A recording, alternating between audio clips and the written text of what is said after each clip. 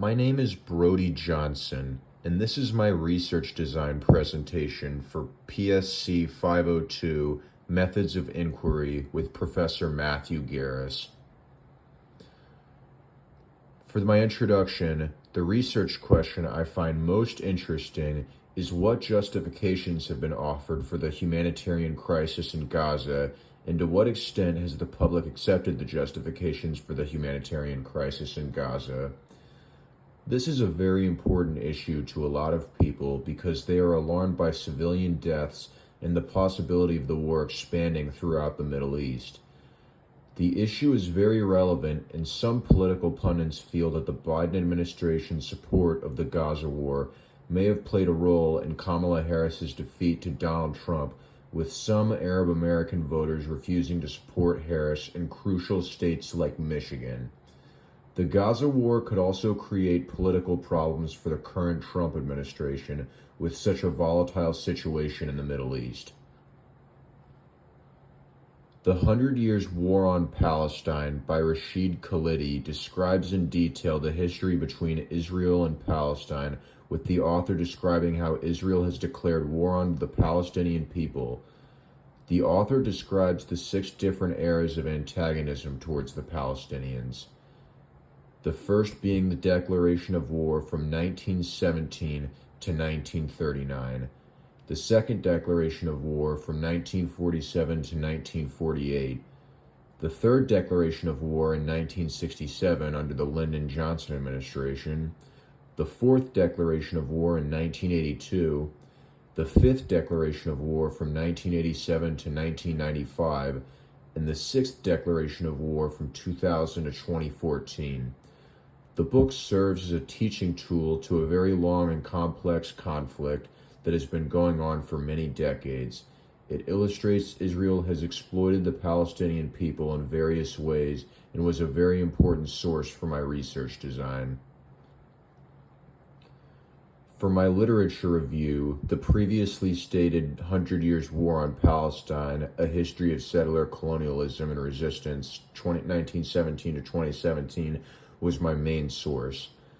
I also consulted the article Creeping Apartheid in Israel-Palestine, Both Sides Now, Reflections on the Israel-Palestine Conflict, President George W. Bush's Legacy on the Israeli-Palestinian Peace Process, the 2016 U.S. presidential campaign, Changing Discourse on Palestine, Introduction, The Culture of Conflict in Israel-Palestine, The 12 Wars on Gaza, Behind Israel's Demand for Recognition as a Jewish State, U.S. Policy Toward the Israeli-Palestinian Conflict under the Trump Administration, Jews, Israel, and Palestine, The Israel and Palestine Land Settlement Problem, 1948 to 2005, An Analytical History, Palestine and Israel at the United Nations, Partition, Recognition, and Membership, Palestine, Peace, Not Apartheid, Breaking the Israel-Palestine Status Quo,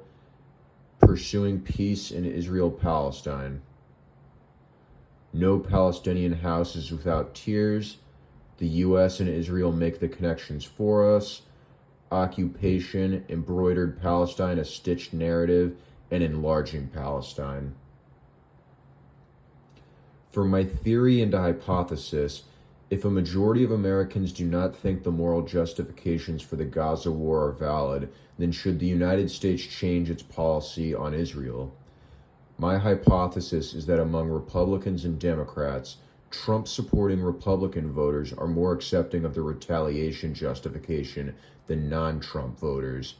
Democratic voters are more concerned of expanded conflict in the Middle East than conservative voters. Many Americans want to see the war come to an end and do not want expanded conflict in the Middle East. Prime Minister Benjamin Netanyahu is a very polarizing political figure, with Americans in support of Israel being fierce allies of Netanyahu's government, while pro-Palestine Americans view Netanyahu as a man who has turned Israel into a global pariah due to the humanitarian crisis in Gaza. A small majority of Americans have very little confidence in Netanyahu. There are many different factors to what can affect people's perception of the Gaza war. people's religious beliefs, partisanship, and the media that people are exposed to on television and through social media. Media coverage, for example, is very important to my hypothesis. While the media does a terrible job of changing people's minds on certain topics, it has enormous influence to the types of issues people discuss. People are likely to care about a topic because they learned about it on social media or on TV, and they needed that exposure. Many Americans do not follow the day-to-day foreign policy of the United States and may learn a lot about the Israel-Palestine conflict through the media personalities who they are exposed to every day and can shape their understanding of certain topics. Asking questions relating to people's religious beliefs, partisanship, and some of the media personalities they know well can help us answer my empirical research question. Methodology, sampling procedures. I am interested in studying the voting age American public and real-life Democrats and Republicans and ask them in a survey how they feel about the Gaza war. People feel very strongly about some of the Palestine protests at American universities, and this is something else that can be measured in the survey. My sample study will be the people that I survey, participants, and archival research. My unit of analysis will be the voters. I will use qualitative methods to answer my research question because it gives me the opportunity to communicate with real people. While there is the potential for less generalizability using these methods, I still feel that it is important to have a better connection with the public in my research. Using a flawed sample or selecting wrong cases can also limit the validity of my findings on the Gaza war. One of the downsides to polling is that there is the possibility of low response rate from participants. Selection bias can be another obstacle, as other underlying factors can encourage people to vote. Methodology measurement.